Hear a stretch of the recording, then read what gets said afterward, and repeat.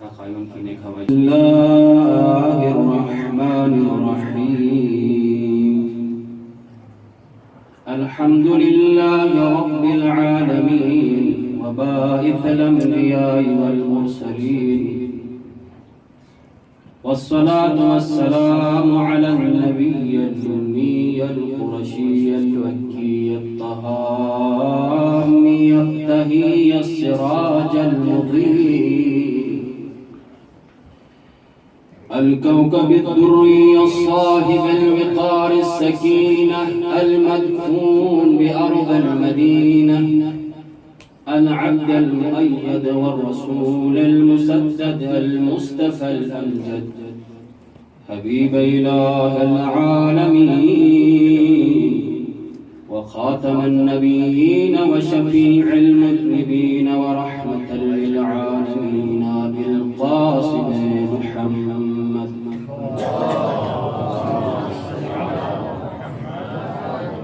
والصلاة والسلام على أهل بيته الطيبين الطاهرين ولعنة الله على أعدائهم أجمعين من الآن إلى قيام يوم الدين رب اشرح لي صدري ويسر لي أمري واحلل عقدة من لساني يفقهوا قولي أما بعد فقد قال سبحانه في محكمه البيان بسم الله الرحمن الرحيم ولا تكونوا كالذين نسوا الله فأنساهم أنفسهم أولئك هم الفاسقون وقال إمامنا السجاد عليه السلام اللهم لا تجعلني ناسيا لذكرك فيما أوليتني صلوات على محمد وعلى محمد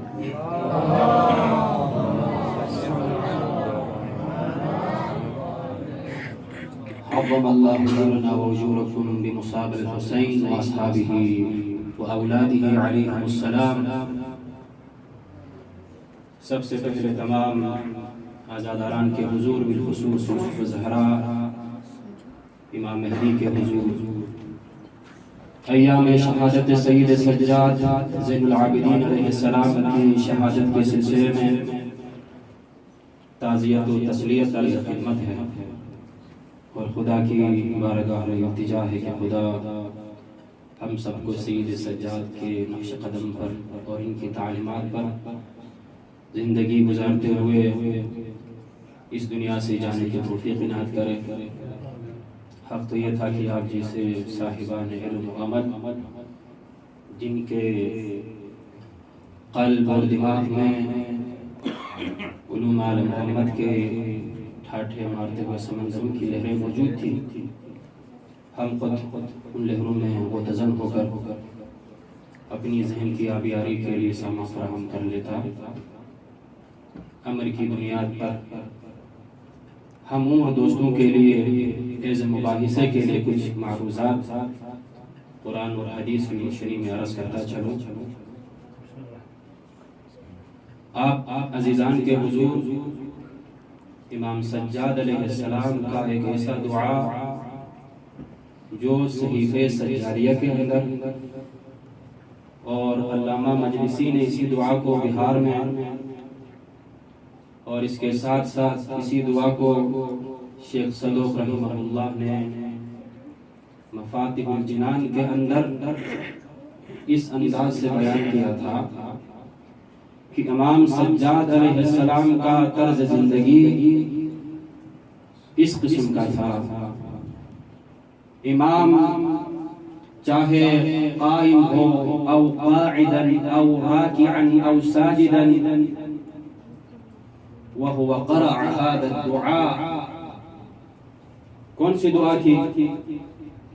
اللہم لا تجعلنی ناسیا لذکرک فیما اولیتنی.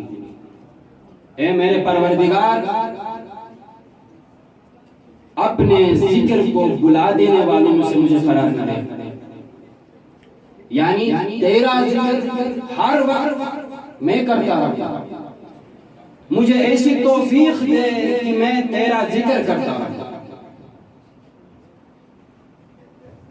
اہل بیت علیہ السلام کی زندگی کو دیکھیں عزیزان، ذکر الہی میں اتنے مصروف عمل ہیں کہ نوک نیزہ پر بلند ہو کر بھی سورہ کہف کی تلاوت کرنے میں مصروف عمل ہے، زندگی میں بھی ذکر خدا میں مشغول، اور شہادت پر فائز ہونے کے بعد بھی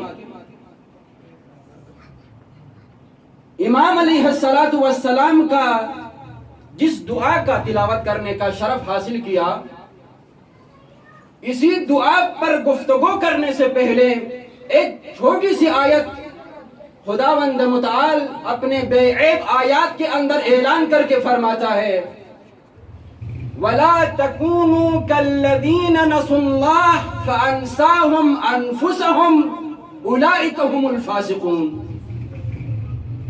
اے بنی آدم، اللہ کے ذکر سے منہ نہ موڑنا، اللہ کو نہ بھولنا۔ اگر تم اللہ کے ذکر سے منہ موڑو گے، اللہ کو بلا دو گے، فَأَنْسَاهُمْ أَنفُسَهُمْ، میں تجھے خود فراموشی میں مبتلا کر دوں گا۔ خدا آگے کیا فرماتا ہے؟ خود فراموشی میں مبتلا کرنے کے بعد اللہ آپ کو فاسقین کے کیٹیگری میں داخل کر دے گا۔ اللہ کے ذکر کو چھوڑ کر شیطانی ذکر کو قلب اور دماغ میں رکھنے والا انسان فاسق کہلایا جاتا ہے۔ عزیزان محترم، یہ تو تھی دنیا کے اعتبار سے انسان کو فاسق کہلوانے کے لیے قرآن کی آیت۔ اگر میں اسی آیت کو کسی اور اینگل کی طرف لے جا کے اگر انسان اللہ کے ذکر سے روگردانی کرے، شیطان کی پیروی میں مصروف عمل رہے، تو آخرت میں خداوند متعال اسے کیا سزا دے دے گا؟ قرآن مجید میں دوسرے مقام پر اللہ فرماتا ہے وَقِيلْ الْيَوْمْ نَنْسَاكُمْ كَمَا نَسِيتُمْ لِقَاءَ يَوْمِكُمْ هَذَا، آج کے دن میں آپ کو بلا دوں گا جس طرح تم لوگوں نے آخرت کے دن کو بلایا تھا۔ مولا آگے کیا فرماتا؟ صرف خدا ہمیں بلائے گا نہیں، ہمیں فراموش کرے گا نہیں، آگے اور فرماتا ہے وَمَأْوَاكُمُ النَّارُ، اور اس انسان کے لیے عذاب الہی، ایسا عذاب جو گرما گرم تازہ تازہ اسی زبان جگہ تھی اس تو دوم پھاپا وہ عذاب ایک رسل زبردست عذاب ایک تیار بھی انسان کا۔ یعنی انسان اگر ذکر الہی سے منہ موڑے تو خداوند متعال عذاب الہی میں گرفتار کرے گا۔ کیا عذاب الہی میں گرفتار کر کے اس انسان کو رکھے گا؟ نہ۔ مولا کا کیا فرماتا ہے وَمَا لَكُم مِّنَ النَّاصِرِينَ، اس دن اسی انسان کا کوئی مدد کرنے والا کوئی مخلوق نہیں ملے گا اس انسان کے لیے۔ کتنا عجیب مرحلہ ہے عزیزان۔ ذکر خداوندی سے منہ موڑ کر شیطان کی پیروی کرنے والا انسان اولا فاسق، سیکنڈ پوائنٹ کیا ہے؟ مولا فرماتے ہیں عذاب الہی میں گرفتار، اس انسان کا کوئی مددگار نہیں ہوگا، اور خداوند متعال آخرت میں اس انسان کو بلا دے گا۔ مل کر صلوات پڑھیے خاندان رسالت پر۔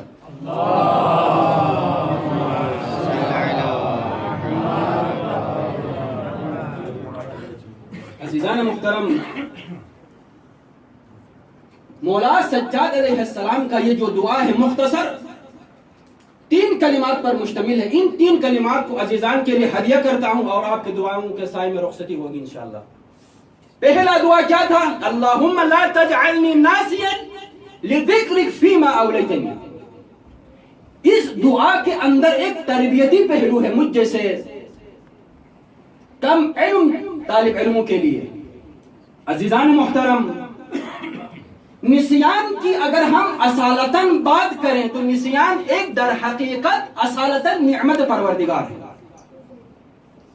امام جعفر الصادق علیہ السلام اپنے صحابی خاص مفضل کو فرماتے ہیں اے عزیز، اگر انسان کے لیے یہ نسیان طاری نہ ہوتا تو یہ مصیبتوں کو نہیں بھولتا، اگر انسان کے اوپر نسیان طاری نہ ہوتا تو لوگوں نے جو بدی اس انسان کے ساتھ کیا ہے وہ نہیں بولتا.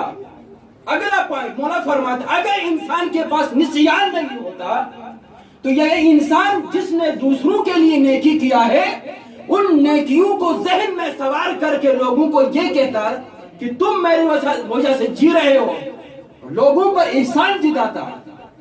یعنی در حقیقت ایک طرف نسیان کی مذمت کی جاتی ہے, ایک طرف اس کی فخر و مباحات اور مدح کیا جاتا ہے. میں بعد میں عرض کروں گا کہ کون سی نسیان قرآن اور حدیث کی روشنی میں اللہ کے نزدیک اور ائمہ علیہ السلام کے نزدیک محبوب ہے اور کون سی نسیان اللہ کے نزدیک مبغوض ہیں. لہذا انسان کے لیے سوچنے کا مقام ہے. بس اگر انسان نہ بولے, ذہن میں مصیبت کو بھی سوار کرے, لوگوں کی بدی کو بھی ذہن میں سوار کرے, اپنی نیکیوں کو سوچتا بھی رہے تو انسان منفجر ہونے کا خطرہ ہے. کیا یہ نعمت کم سمجھتے ہیں نسیان کا؟ نسیان نعمت پروردگار ہے.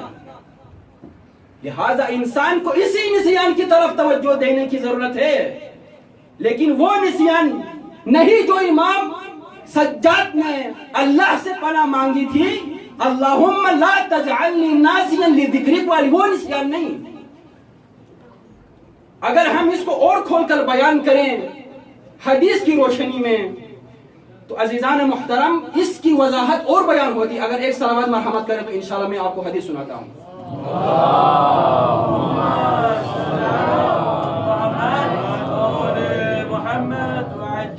ابھی ہم آتے ہیں کہ کون سی نسیان خدا کے نزدیک مبغوض ہیں جس سے امام سجاد نے پناہ مانگی تھی, اور وہ کون سی نسیان ہے جو اللہ کے نزدیک مبغوض نہیں ہے اور جس کے انجام دہی سے بھی انسان گناہگار نہیں ہو جاتا ہے.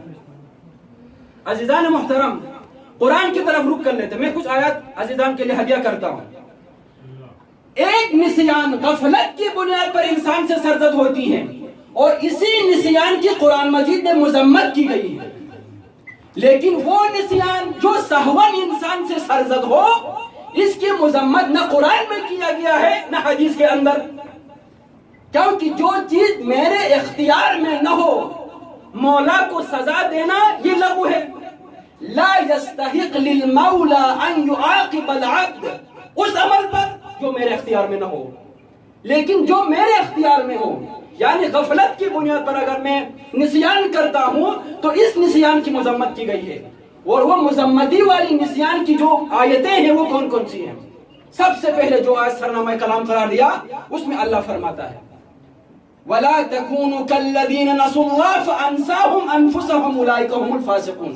اس آیت کے اندر جس نسیان کی بات کی گئی ہے نسیان غفلتی ہے. اگر دوسری آیت کی طرف ہم اگر رخ کریں وَلَا تَنْسَوُا الْفَضْلَ بَيْنَكُمْ, اس آیت کے اندر جس نسیان کی بات کی گئی ہے وہ نسیان غفلتی ہے. یا سورہ بقرہ کے اندر رخ کریں رَبَّنَا لَا تُؤَاخِذْنَا إِن نَسِينَا او اخطأنا الى آخرہ, اس آیت کے اندر جس نسیان کی بات کی گئی ہے وہ نسیان غفلتی ہے. اگر غفلتی نہ ہو کر سہوی ہوتا تو اللہ سے مغفرت طلب کرنا یہ محال ہے. جو چیز گناہ بھی نہ ہو خدا سے میں کہوں اللہ مجھے معاف کر دے, یہ عقل قبول ہی نہیں کرتا. لہذا بس خدا سے عفو اور درگزر طلب کرنے والے وہ نسیان غفلتی ہے. اس نسیان سے بچنے کے لیے امام سجاد علیہ السلام نے خدا سے طلب کیا کہ اللہم لا تجعلنی ناسیا لذکرک فیما اولیتنی. لہذا سوچنے کا مقام ہے عزیزہ, اور خدا سے دعا بھی ہے کہ خدا ہم سب کو اس جیسی نسیان جو غفلت کی بنیاد پر انسان سے سرزد ہو اس سے ہمیں نجات دے دے. مل کے ایک اور صلوات علی محمد و علی محمد.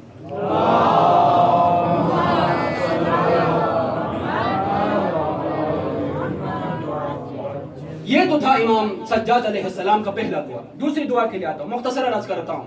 جسارت نہ ہو ایسے علماء جو اپنے سروں پر تاج امامت و ولایت کو سجائے رکھے, ان کے سامنے ایک ادنا سا اور جاہل طالب علم بات کرے اور میری گفتگو یہ سننے کی کوشش کرے, میرے لیے خود مناسب نہیں ہے. یہ ان کا لطف و کرم ہے کہ ہم جیسے طلاب کو موقع دیتے ہیں. واللہ خدا شاہد ہے, ان کے محضر میں زانویت ادب کر کے بیٹھ کر ان سے علم کسب کرنے کی کرنے کا وقت ہے ہمارے لیے، نہ ان کے سامنے بولنے کا۔ امام سجاد کا دوسرا دعا کیا ہے؟ اللہم لا تجعلنی غافلا لإحسانک فیما آتیتنی۔ مولا کا ایک عجیب دعا ہے، اس دعا کے اندر بھی مجھ جیسے طالب علم کے لیے ایک اچھا تربیتی پیغام ہے۔ مولا کیا فرماتے ہیں؟ اے اللہ، جو احسانات آپ نے کیا ہے اس احسان کو فراموش کرنے والا مجھے قرار نہ دے، غافلین میں سے شمار مجھے نہ کرنا۔ کتنا بڑا دعا ہے امام سجاد علیہ السلام کا۔ امام کاظم علیہ السلام ایک سفر پر تھے، ایک جگہ پر گھوڑے پر سوار تھے، اچانک فوراً اترنے لگے۔ امام اتر کر خدا کے حضور سجدریز ہوئے۔ آپ جیسا پاکیزہ صحابی امام سے عرض کرنے لگا، یا مولا، سمجھ سے بالا تر ہے مرکب سے پیادہ ہو کر خدا کے حضور میں سجدریز ہو رہے ہو۔ مولا نے کیا فرمایا؟ ابھی ہی خدا نے مجھے ایک نعمت سے نوازا تھا، اس نعمت کے مقابلے میں خدا کے حضور شکر بجا لا رہا ہوں تاکہ میں غافلین میں سے شمار نہ ہو جاؤں۔ امام کی ذات کی زندگی ہمارے لیے اسوہ ہے۔ یا رسول کی ذات کی طرف رخ کریں۔ رسول معظم کی ذات مرکب پر سوار تھی، وہ بھی جس طرح امام کاظم علیہ السلام سواری سے اتر کر خدا کے حضور سجدریز ہوا تھا، امام رسول معظم صلی اللہ تعالی علیہ وآلہ وسلم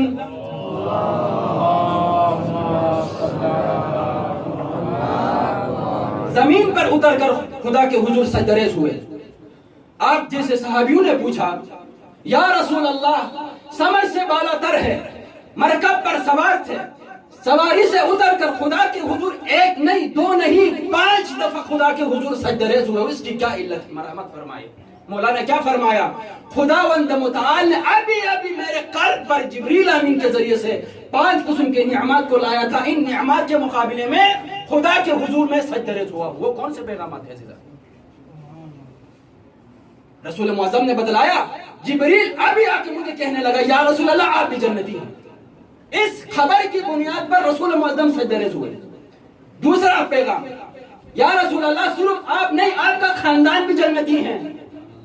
اس پیغام کو سننے کے بعد دوسری طرف سجدریز ہوئے۔ تیسرا، آپ کے محبین بھی جنتی ہیں، آپ کے دشمن دوزخی ہیں، آپ کے دشمنوں کے دوست بھی دوزخی ہیں۔ ان 5 پیغامات کو سن کر رسول معظم کی ذات جیسی پاکیزہ ذات سواری سے اتر کر خدا کے حضور سجدریز ہو گئی۔ یعنی ہر احسان کے بدلے اہل بیت کا روش زندگی یہ ہے۔ اور میں اور آپ کھا پی کے ماشاءاللہ خدا کی یاد، آپ کی تو بات نہیں کر رہا ہوں، بڑے بڑے علماء مجھ جیسے اور میرے ہمسین دوستوں کی بات کر رہا ہوں، خدا کی یاد کو دل سے خارج کے بیٹھے ہوئے ہم لوگ۔ خدا کی یاد ضروری ہے، چاہے ذکر کی شکل میں ہو، چاہے ان کے احسانات کو فراموش کیے بغیر ان کو یاد کرتے ہوئے زندگی گزارنے کا مرحلہ ہو۔ خدا کا ذکر ہے عزیزان۔ لہٰذا انسان کے لیے سوچنے کا مقام ہے کہ نسیان کی کون سی برائیاں، نسیان کی وجہ سے کون سی مصیبتیں ہمیں آ پڑتی ہے دنیا کے اندر، ان کی طرف بھی متوجہ ہونے کی ضرورت ہے۔ آیا کیا صرف خدا کا شکر بجا لانا کافی ہے؟ پہلے عرض کر چکا ہوں، امام سجاد کے دعا کے اندر مولا نے فرمایا، اللہم لا تجعلنی غافلا لإحسانک۔ آیا صرف خدا کے مقابلے میں جو احسان ہے اس کے مقابلے میں غافل نہ ہونے کا دعا تھا امام سجاد کا؟ نہیں عزیزان، بلکہ اس دعا کے اندر ایک اور نعمت کا تذکرہ ہے، اور اس نعمت کا تذکرہ جو ہوا ہے وہ قرآن سے میں دلیل پیش کروں گا انشاءاللہ۔ عزیزان محترم، ایک واقعہ عرض کرتا ہوں، حدیث کا ترجمہ نہیں، مفہوماً میں ایک حدیث کا مفہوماً میں کچھ کلمات عزیزان کے لیے ہدیہ کرتا ہوں۔ محشر کا میدان ہوگا، مجھ جیسا ایک گناہگار کان پکڑ کر لایا جائے گا اور خدا کی طرف سے حکم ہوگا اس بندے کو عذاب الہی میں گرفتار کیا جائے گا۔ یہ شخص کہے گا، یا اللہ، میں نے کون سی غلطی کی تھی کہ مجھے عذاب میں گرفتار کر رہے ہو؟ خدا کی طرف سے ایک کلام آئے گا اور کہے گا کہ تم نے شکر بجا نہیں لایا تھا، احسان کے بدلے میں غافل رہے ہو، اس کے مقابلے میں تجھے عذاب کا مزہ چکنا پڑے گا. یہی انسان خدا سے پھر ہم کلام کو کہے گا یا اللہ جو نعمتیں آپ نے دی تھی ہر اس نعمت کے بدلے میں جس طرح رسول سجدہ ریز ہوئے تھے اس طرح میں بھی آپ کی بارگاہ میں سجدہ ریز ہوا. یہاں پر خدا ایک عجیب جملہ عرض کرتا ہے، شاید میں اور آپ کے ہمسن عزیزان کے ذہن میں نہیں ہوگا. خدا فرمائے گا آپ نے نعمت پروردگار کا شکر بجا لایا تو تھا، لیکن واسطہ نعمت پروردگار کا شکر بجا نہیں لایا ہے. واسطہ نعمت پروردگار کون ہے؟ واسطہ نعمت پروردگار اگر ہم پوچھنا چاہیں تو یا تو قرآن سے پوچھیں یا ناطق قرآن سے پوچھیں کہ واسطہ نعمت پروردگار کیا ہے. قرآن ہاتھ بلند کر کے اعلان کرتا ہے وَمَا نَقَمُوا إِلَّا أَنْ أَغْنَاهُمُ اللَّهُ وَرَسُولُهُ مِنْ فَضْلِهِ. اصل میں یہ جو آیت ہے اس کا شان نزول کی طرف میں اشارتاً عرض کروں گا، پورا عرض نہیں کروں گا. غزوہ تبوک سے رسول کی ذات آ رہی تھی اور وہاں پر کچھ منافقین رسول کو کسی کھائی میں گرانے کے لیے سٹرگل کر رہے تھے. اسی مقام پر یہ آیت نازل ہوئی ہے. میں اس کی طرف نہیں جاؤں گا، شاہد مثال عرض کرتا ہوں. وَمَا نَقَمُوا إِلَّا أَنْ أَغْنَاهُمُ اللَّهُ وَرَسُولُهُ. یہ کفار فضول میں غصہ کرتے ہیں، غصہ کرنے لگے ہیں. کیونکہ خدا اور رسول نے اپنے فضل و کرم سے ان مسلمانوں کو مالا مال کیا ہے. یعنی اس آیت کے اندر صرف خدا دینے والا نہیں ہے، اس آیت کے اندر صرف خدا اپنے فضل سے دینے والا نہیں ہے بلکہ رسول کی ذات گرامی بھی منعم ہے. یعنی رسول بھی دینے والا، لیکن رسول کا دینا اور اللہ کے دینے میں فرق ہے. رسول کا دینا حقیقی ہے اور رسول معذرت کے ساتھ اللہ کا دینا حقیقی ہے اور رسول دیتا ہے وہ اللہ کی طرف سے دے رہا ہے. فرق یہ ہے. میں ایک اور جملہ عرض کرتا ہوں. امام صادق علیہ السلام صلوات پڑھیے خاندان رسالت پر ایک دفعہ.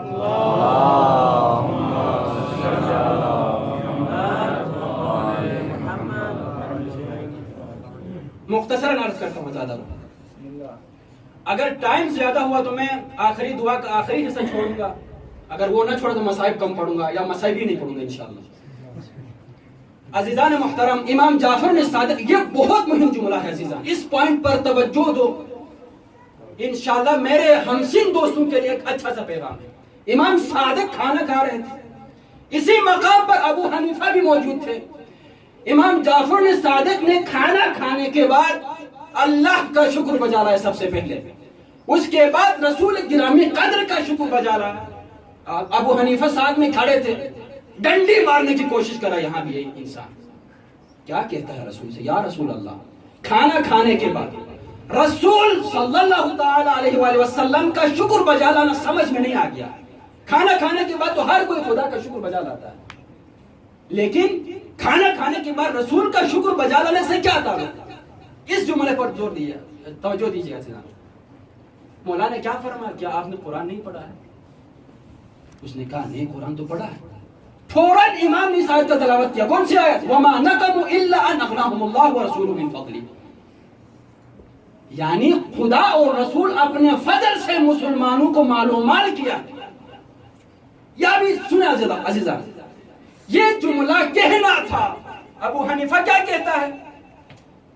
یا ابن رسول اللہ کأنی لم اسمع هذه الآیہ سابقا. اس کی علمیت کا اندازہ کیجئے کتنا بڑا عالم ہے یہ بندہ. یا ابن رسول اللہ کو یا میں نے ایسی آیت پہلے کبھی سنی ہی نہیں ہے، آیت سنی بھی نہیں ہے، شاید پتہ بھی نہیں ہوگا، اور امام ٹھہرا اپنے آپ کو بنا کے ماشاءاللہ. ابھی امام کا جواب سنیے گا. امام کیا فرماتے؟ لا انت سمعت هذه الآیہ سابقا ولكن لم تعمل بها.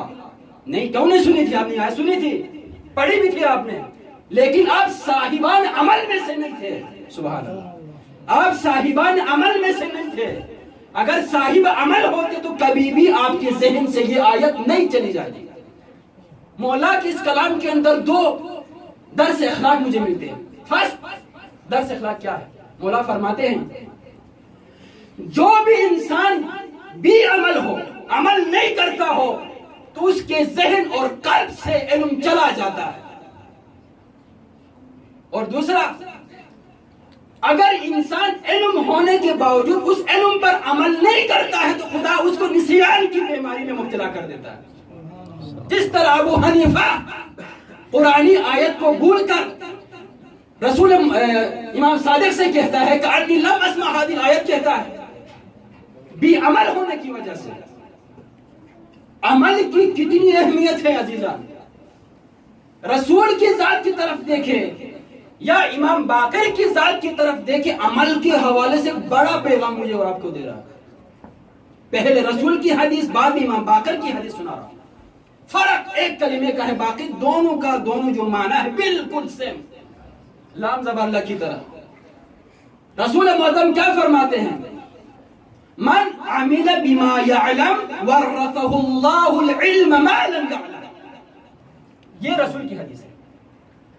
امام باقر کیا فرماتے ہیں؟ ورثه کی جگہ میں علمہ. بس صرف یہ فرق ہے، بس اور کچھ نہیں ہے. ترجمہ تو آپ جانتے ہیں. عزیزان کے لیے تذکر کے طور پر، جو شخص جتنا جانتا ہے اس پر عمل کرے تو خداوند متعال اسے جو نہیں جانتا ہے اس کو تعلیم دے گا. ساتھ ساتھ جو نہیں جانتا ہے، رسول کی حدیث کی مد نظر جو نہیں جانتا ہے اس کو اس کی وراثت میں دے گا کہ وہ جان سکے. یعنی عمل کی اتنی اہمیت ہے. آج کل کے زمانے کے اندر دیکھیے عزیزان، مجھ جیسے لوگ ہوائی ڈرون حملے، لیکن عمل کے میدان میں دیکھا جائے تو صفر ہیں. لہٰذا میں مختصراً عرض کرتا چلوں عزیزان، یہ تو تھا دوسرا پوائنٹ امام سجاد علیہ السلام کی دعا کا، اللہم لا تجعلنی غافلا لإحسانک فیما آتیتنی. تیسرا دعا کیا ہے؟ مختصر عرض کرتا ہوں، اس کی تفصیل پہ نہیں جاؤں گا، ٹائم میں بہت آ گیا ہے. مولا فرماتے ہیں اللہم لا تجعلنی آئسا من اجابتک لی وإن طالت عنی. اے میرے پروردگار، جو جو دعائیں آپ سے میں مانگتا ہوں ان کو قبول کرنے کے حوالے سے مجھے مایوس نہ کرنا میرے پروردگار. جو بھی دعا میں طلب کرتا ہوں پلیز قبول کیجئے، اس کو میرے حق میں فیصلہ کیجئے. مولا کے فرماتے ہیں وَإِن طَالَتْ عَنِّي، اگر دعا اگر جلدی قبول نہیں ہوتی ہو تو اس کی دیر سے ہی کیوں نہیں ہوتی، دعا قبول کیوں نہیں ہوتی، اس کا الگ چیپٹر، اس کے پیچھے ہم نہیں جائیں گے. عزیزان محترم، عمار ابن اسحاق امام صادق سے سوال کرتے ہیں، 2 حدیثیں اور مصائب کی طرف. بس عمار ابن اسحاق امام صادق سے سوال کرتے ہیں، یا ابن رسول اللہ، دعا کے قبول ہونے کے حق، دعا کے قبول نہ کرنے کے حوالے سے، نہ ہونے میں کتنا دیر لگتا ہے؟ مولا نے فرمایا لعل 20 سنہ، شاید دعا آپ نے کیا ہو اور 20 سال لگ جائے، 20 سال کے بعد خدا قبول کرے. شاید اسی ٹائم پہ قبول کر سکتا ہے. یا یہ روایت پہ توجہ دے دے، امام صادق علیہ السلام نے موسیٰ علیہ السلام کے اسی واقعے کو نقل کرتے ہوئے مولا فرماتے ہیں موسیٰ اور ہارون نے خدا سے فرعون کے لیے عذاب طلب کیا، لیکن خداوند متعال نے اسی دعا کو 40 سال تک قبول نہیں کیا. 40 سال گزرنے کے بعد موسیٰ اور ہارون کی دعا قبول ہوتی ہے اور عذاب الہی میں گرفتار ہوتے ہیں. وقد اجیبت دعوتکما، یعنی 40 سال بعد ان کی دعا قبول ہوتی ہے. بس امام سجاد نے بھی، خلاصہ کرتا ہوں جب امام سجاد نے بارگاہ خداوندی میں سب سے پہلا دعا خدا کے ذکر سے روگردانی کے حوالے سے، خدا مجھے اپنی ذکر میں مشغول رکھ. دوسری دعا احسان کے مقابلے میں اے اللہ مجھے غافل نہ کر. اور تیسری دعا کے قبول ہونے کے حوالے سے اے اللہ مجھے مایوس نہ کر. یہی ہے سید سجاد علیہ السلام. اہل بیت علیہ السلام کی امامت کی چوتھی کڑی، لوگوں کو راہ راست پر لانے والا امام، ظلم سہ کر لوگوں کو سکون دینے والا امام. خون کے آنسو بہا کر لوگوں کو تسلی دینے والی زندگی دینے والا امام، امام سجاد علیہ السلام کی ذات بابرکت، درد اور درد مندانہ زندگی امام سجاد علیہ السلام نے کی۔ امام سجاد علیہ السلام کی ذات کو سمجھنے کے لیے، اس کی مصیبت کو بیان کرنے کے لیے پہاڑ جیسا دل ہونا چاہیے۔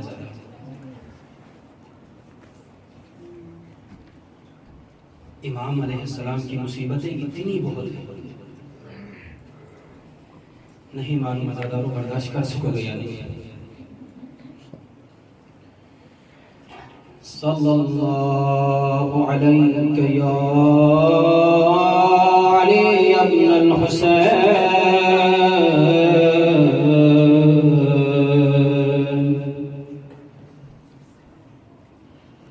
یا لیتنا فنفوز فوزا عظیما۔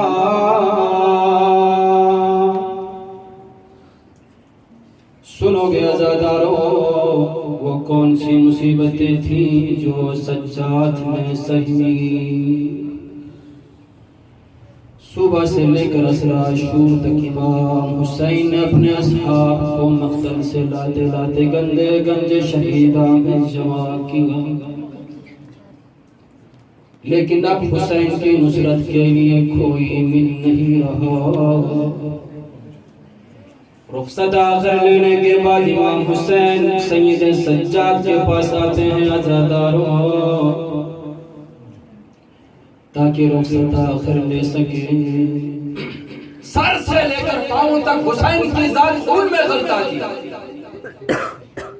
سید سجاد نے امام حسین سے فرمایا، بابا عباس کہاں ہے؟ علی اکبر، قاسم اور محمد، آپ کی یہ حالت دیکھ رہا ہوں، سارے کہاں ہے؟ امام حسین نے کیا فرمایا؟ سید سجاد بس سمجھنا مظلوم ہے، یا آپ زندہ ہے یا میں۔ سید سجاد نے ایک ٹوٹی سی تلوار لی اور مقتل کی طرف روانہ ہوئے۔ مولانا کیا فرمایا؟ عباس، مریضوں پر جہاد واجب نہیں ہے، نسل امامت آپ سے جاری رہنے والی ہے، لہذا آپ آرام کیجئے گا۔ سید سجاد نے کس طرح اس مصیبت کو جیلا ہوگا عزاداروں؟ 11 محرم الحرام کے دن عمر سعد اور شمر لعین کے حکم سے اسی قافلے کو کربلا سے کوفہ لے جانے کے لیے جب لایا گیا عزاداروں، تو شمر لعین نے زیادہ عذیت دینے کے لیے اصحاب کے اسی اپنے لٹے ہوئے قافلے کو مقتل سے گزارا۔ سید سجاد نے ہو گئی زینب کبریٰ نے، جب زینب کبریٰ نے سید سجاد کو دیکھ کر اس کی بھی حالت عجیب سی ہو گئی۔ سید سجاد کے پاس آ کر سیدہ زینب کیا کہہ رہی ہے؟ اے زین العابدین، میں تجھے کیا دیکھ رہی ہوں، تمہاری حالت عجیب ہے، کیا مسئلہ ہے؟ تو سید سجاد نے ایک ایسا جملہ عرض کیا، عزاداروں دلوں پر ہاتھ رکھ کے سننا۔ سید سجاد کیا کہنے لگے؟ اے پھوپھی اماں، ایک بیٹا جوان ہو، اس کے سامنے اس کا بابا بے غسل بے گور و کفن کربلا کی تپتی ریت پر ہو، اس کی حالت کیوں نہ ایسا ہو؟ امام علیہ السلام کی مصیبتیں بڑھ جاتی ہیں زیادہ۔ یہی قافلہ کربلا سے کوفہ آتا ہے۔ 13 محرم الحرام کو جب بنی اسد کے لوگوں نے حسین علیہ السلام اور دیگر اصحاب کے جسد اخیسو کو دفنانے کے لیے جب مقتل آ گئے، تو کسی نے بھی نہ آقا کو پہچان پائے نہ غلام کو پہچان پائے۔ ایک طرف دیکھا کوفے کی طرف سے ایک مرد آ رہا ہے، لیکن بنی اسد کے لوگ ڈر گئے، کہیں ایسا نہ ہو کہ بنی امیہ کے کارندے آئے ہوں۔ لیکن جب چھپ کے دیکھا تو سید سجاد آئے۔ سید سجاد کو دیکھ کر یہی لوگ آ گئے عزاداروں۔ بس مختصر عرض کرتا چلو، سید سجاد نے امام حسین کے جسم اقدس کو قبر کے اندر لٹایا، نہیں نہیں معلوم عزاداروں، سب احکام شرعیہ سے واقف ہے. جب انسان مر جاتا ہے تو اس کا چہرے اقدس کو کربلا کی قبلے کی طرف کیا جاتا ہے. نہیں معلوم سید سجاد نے اپنے بابا کے جسم اقدس کو کس طرح کعبہ کی طرف کیا ہوگا. امام کو دفنانے کے بعد عزاداروں سید سجاد امام کے قبر اطہر پر یہ جملہ لکھتے ہیں. کون سا جملہ تھا؟